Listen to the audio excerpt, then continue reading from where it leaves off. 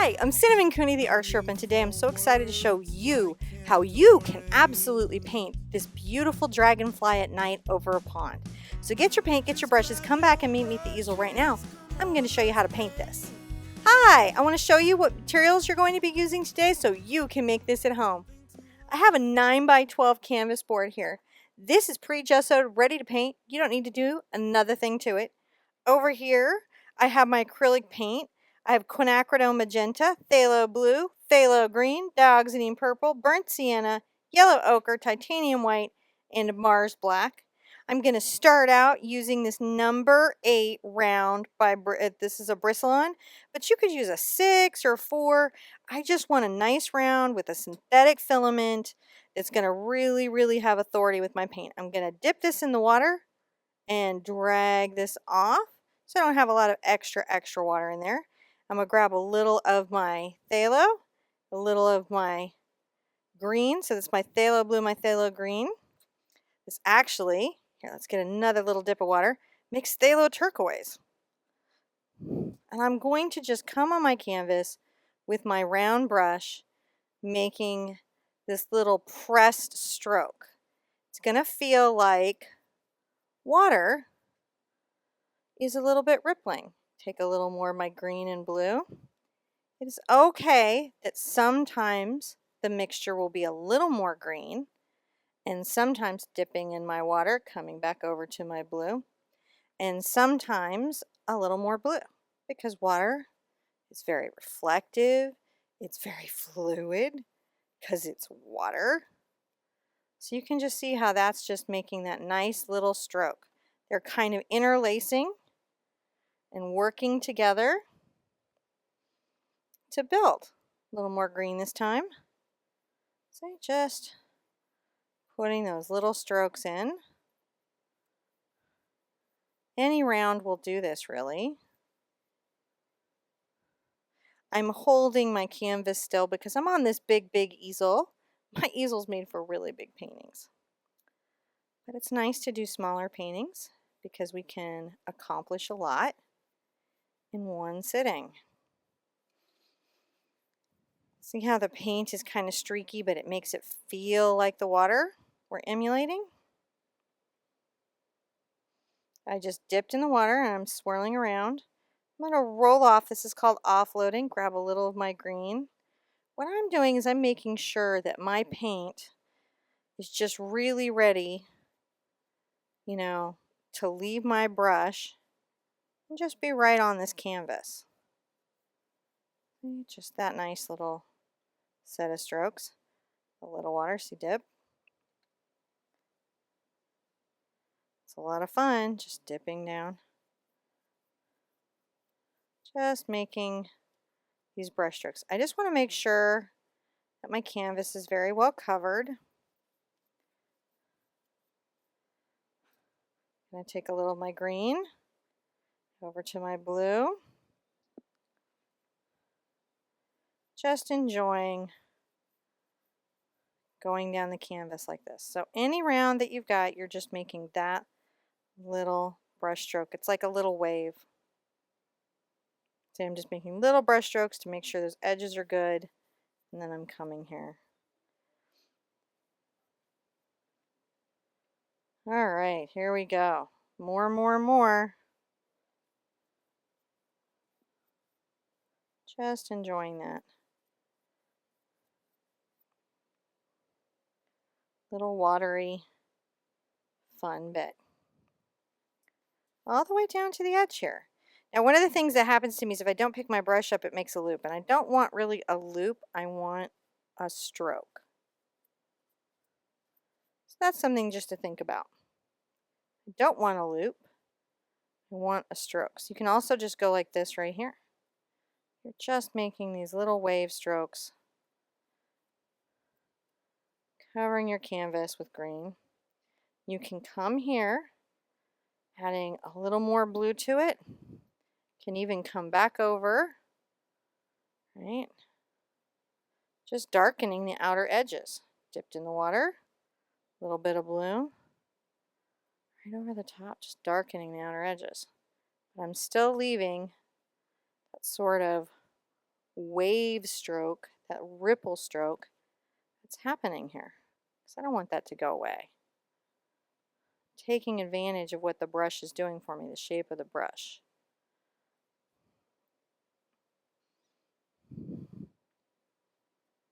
Just enjoying this, adding this little darker range.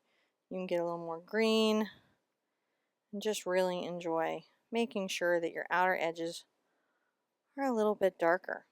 Then I'm going to offload a little bit this extra pigment because I don't want my brush to be like soaked, but I don't want all this pigment to be gone. I'll come over to my white. Even get a little bit of water if you need to. Rolling it around. I'm going to come right up here, kind of in the upper right.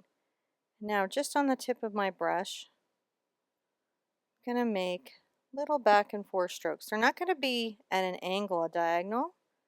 They're just going to be back and forth. You can even just dash them like this.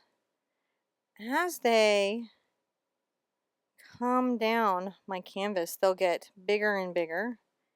And since the paint underneath is still a little bit wet, right, it's going to pick up, creating some interesting ripples.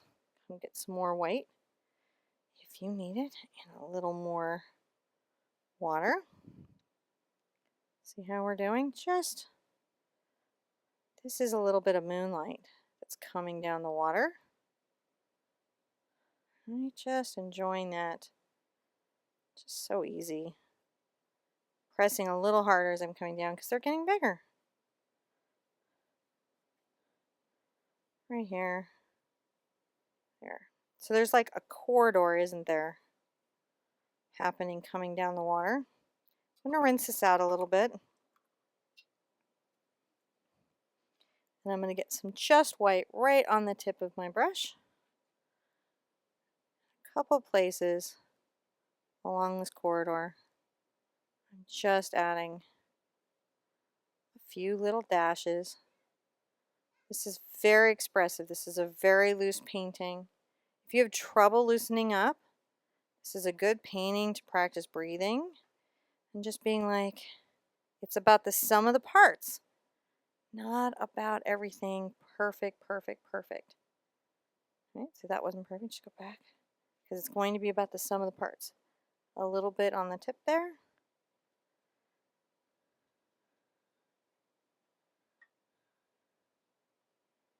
All right.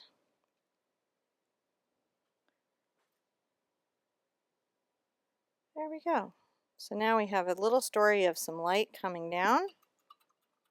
Rinsing this out. I'm going to wipe it and put it to the side. For the next part, I'm going to want my paint to be dry, so I'm going to go ahead and dry that with the hair dryer. Once that is dry, I can start my cattails, which is a lot of fun. I love cattails. Where I grew up, there were all around the ponds we had cattails, and I was really fond of them. I think they're a really beautiful plant, though they're very invasive, and they will take over a pond very quickly. All right, so I'm going to take, this is a number 4 round, and I'm going to get this wet. You could stay with your number 8. You could have a number 6. It really isn't that critical, though it can give you control to change brush sizes. I'm taking my phthalo green here and my burnt sienna, and I'm mixing them together to make my deepest green. Cattails have some very deep coloration and they dry out, and when you're trying to paint them, it's good to represent some of those colors here. I'm going to be doing some nice arced brush strokes, and I'm also going to be laying in, you know, what I'm going to want for where my cattails are going to be. Are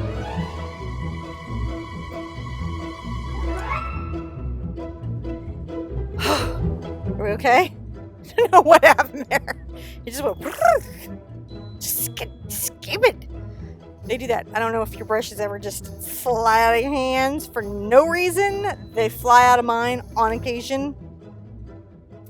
I guess the brush just said no, and it's probably because it knows that I want to do a step first. If you're at all feeling timid about putting in your cattails, you can take a sharpened piece of kids' chalk and give yourself some guidelines, because you're going to basically want one cattail coming up here, That's a big little fat guy. He should have a little friend just over a little bit, and that friend should be a little bit shorter. And then, of course, we have the low friend coming up, this direction. And then, nice little blades of grass. And sometimes a little guiding chalk line can help you a lot. Let's try to load that brush again. That's a real thing that happens to me in my artist studio. I lose things. They just fly out of my hands and I don't know what I'm doing. All right. So I have my brush loaded. I'm ready to do an upward little stroke. I'm just going to worry about the blades of grass. Well, they're really like the cattail leaves. And this is the first layer of that. I want to make sure that I'm pressing my hardest. I'm getting this wet and then rolling this out, making sure this is loaded on the tip of my brush. Then I'm pressing the hardest at the beginning of the stroke. And then, lightening it up as I come up. Right? Because I don't want to take away all the beautiful water work I just did. Here we go. A little more green. It's fun stuff. It's okay that the paint is a little bit dry, or it's not about this thick gooey line covering everything. It's about this very expressive painterly feeling. So I just want to make sure I have this dark color as a contrast for the other colors as I build them up. Right? And while I'm here, I'm going to rinse out my brush real quick, and I'm going to take advantage of my black paint, which is right here. I'm going to load it on the tip of my brush. There's my black. And I'm going to just very carefully do the line for my cattail. I'm not pressing very hard, and I'm working just the tip of my brush. All right, let's get some more. Find your little friend here, and again, just very lightly. This is the part that can be hard because people can naturally press down too hard. They can press down too hard. Let me see if I can show you in kind of a weird way how you might notice if you're pressing too hard. So right here, this is the amount of pressure. See the bend in my brush that I want? This would be too much. My lines would get too wide. So that's just something to think about as brushes go flying out of my hand. And that's my next little cattail. And they have this interesting little shape. I'm going to make sure that this comes to a nice tapered point. So it's like a hot dog. So come down about an inch and make a little frown about a ½ inch wide. Come down another 3-4 inches and make a little smile. And join those up. And that's your basic cattail shape. And I'm going to paint this all in with my black because I'm going to come back with my brown paint and my ochre paint to shade out my cattail. Let's load back up again on the tip. Make sure that our point is coming out very nicely into the pond. Let's make a little sad frown and a happy smile and join those two lines up. Just join those two lines up. That's my next cattail. Paint that all in. Nice little cattail. Painting it in. Its first color is just black. Isn't that interesting? Just painting that in. Whew. All right. Last little guy. All right. So making sure that this is nice and pointed and well defined through here, because I know I'm going to come back and I'm going to come down about an inch. I'm going to make my little frown and my little smile. All right, here we go. How fun and easy is this?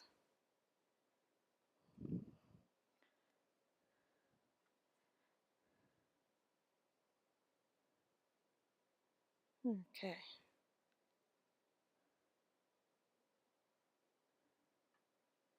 This is doing pretty well.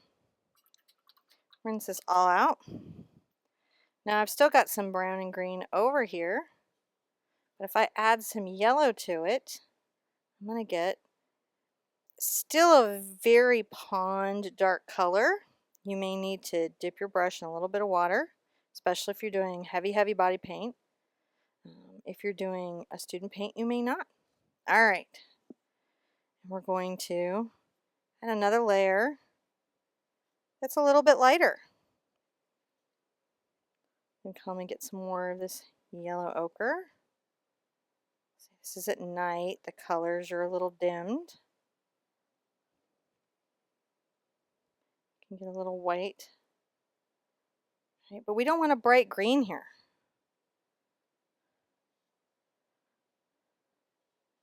Our cattails.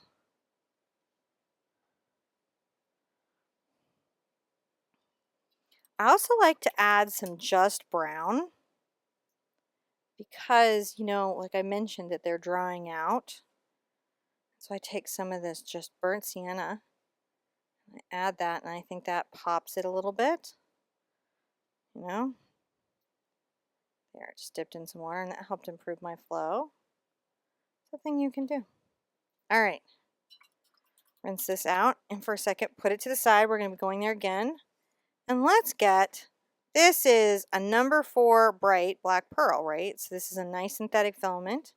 I'm going to come over here and I'm going to get some just brown paint from the outside edge here, load it on the brush like this. This is going to be really easy. You're going to come on the outside edge of your cattail and just pull it down. Pull it down. That's all you got to do. Pull it down. That fun? Let's get some more. All right. Make sure that's loaded on the brush very nicely. Coming along the edge of your cattail. Just pull it down. So we're seeing that there's some moonlight that's coming from up above, and we're seeing the shading of these cylinders. I'm going to do this again right here. Keep pulling it down, this nice brown. I need some more brown paint. I'm going to go get it.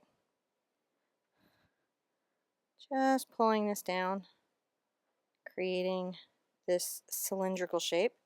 I'm going to rinse out my brush here, and I'm going to get some yellow ochre. See that right there on this brush? Super easy. I'm going to come along here, dashing, making a very light line, and just, this is such light pressure. Imagine this is like a butterfly wing dancing on the top of the canvas. There's not a lot of water in my paint, not a lot of water in my brush, and I'm just letting that paint catch the texture on my canvas. Here we go. All right, one last one right down here. All right, just coming along. Perfect.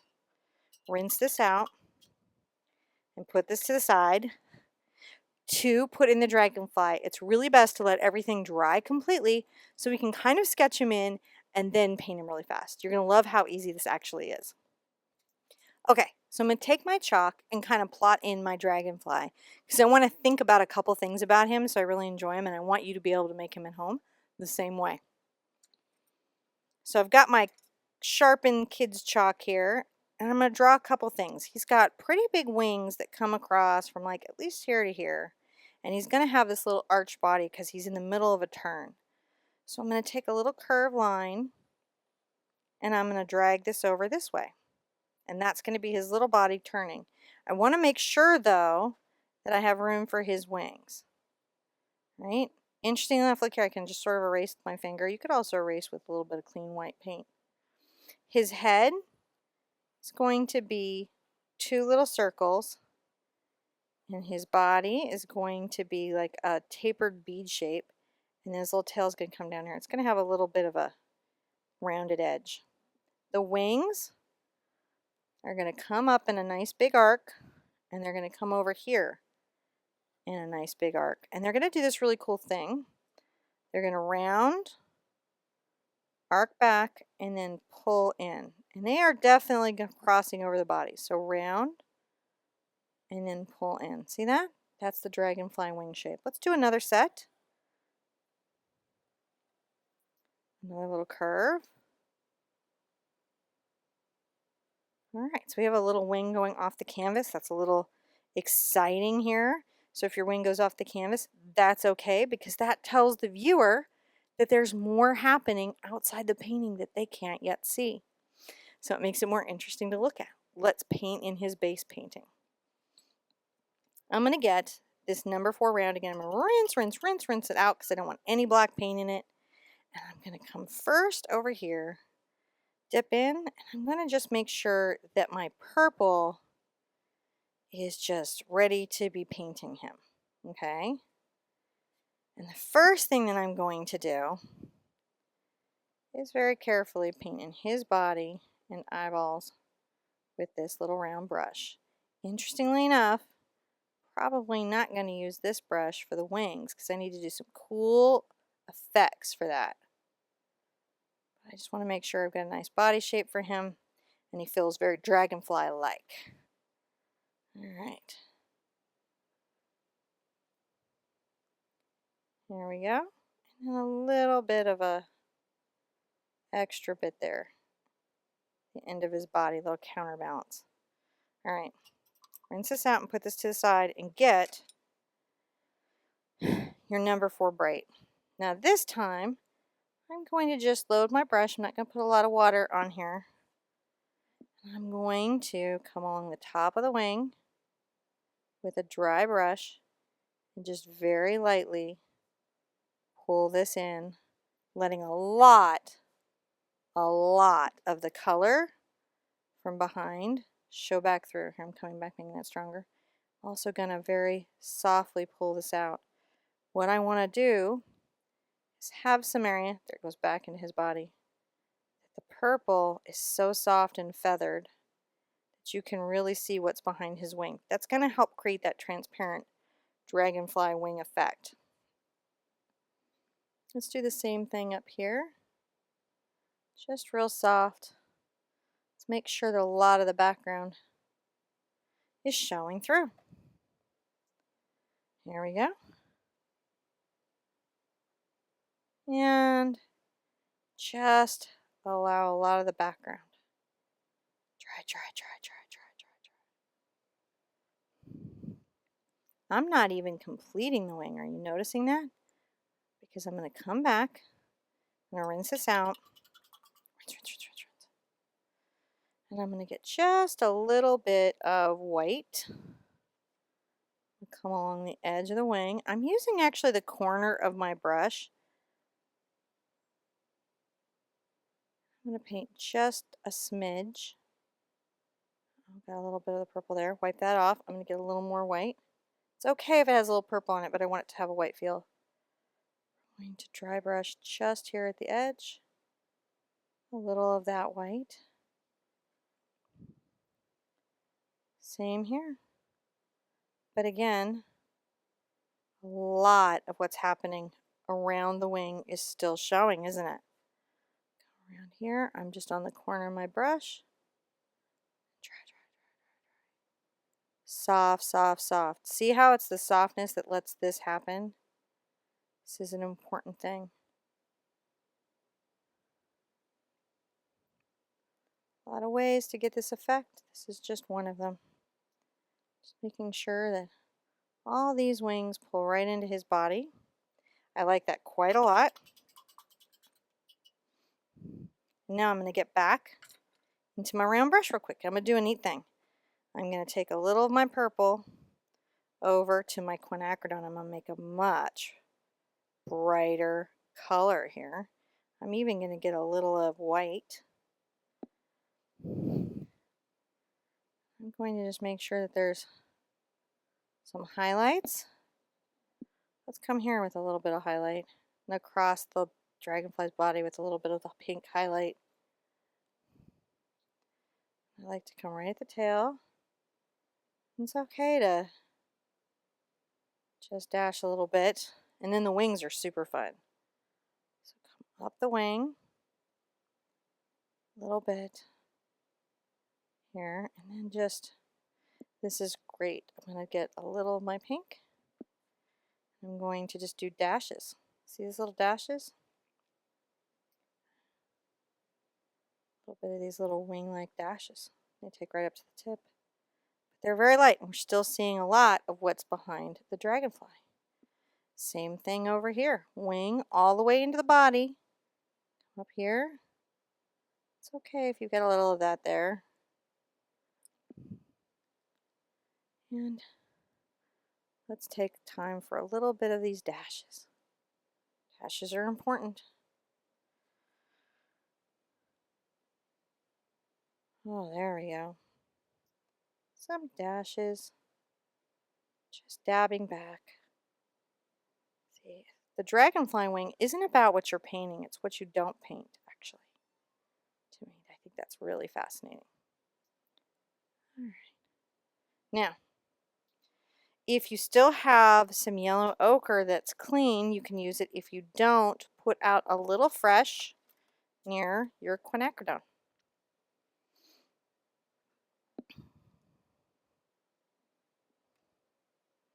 Take a little of your quinacridone over to your ochre, and it's going to make kind of a bright orange. Put a little bit of that right here, right there. I even like to add a little white before I go into the wing, and just do some of these little pink, orangish little colors to just make him a little reflective and interesting. A bit in the body, a little bit at the tail. Oh, let's put some up here in this wing as well. This is pretty awesome. Okay, we're doing great. Just getting this. You got this. I'm going to rinse out my brush. I'm going to get a little bit of my white paint on the tip of this round. And I'm going to make him shiny by adding a little reflection to him. Isn't that nice? Let's take a little of that and maybe come to the tail. Well, down the body. Oh, he's starting to show up. And you can come back along this wing, along this edge, with this white paint now. And even make some of those dashes into the wing there. Super easy dragonfly. Coming along this little wing. Little dashes. Just sketching these outside edges can make a big difference. Right? Come along here. Sketch this little outside edge. Adding that little texture. Sketch that little outside edge. Maybe a little texture. Come along there. See? Now, rinse all that off. And I'm going to get a little of my yellow ochre, maybe a little white, something I feel like might show up. And I'm going to come right here, right along here, and I'm going to sign it. When you're signing your painting, if you choose to do that, and it's perfectly okay if you don't, but if you're signing it, think about where the signature is and try to make it part of the artwork so that it's part of the painting, not just this big thing that you're slapping on top of it. All right. So, unless you like to slap your signature on top of it, which that is okay too, because this is art. And you got to do this your way. Right? There we go. Okay. So that was a lot of fun and surprisingly easy, wasn't it? I hope you love what you painted. Be good to yourselves, be good to each other, and I want to see you at the easel really soon. Bye-bye.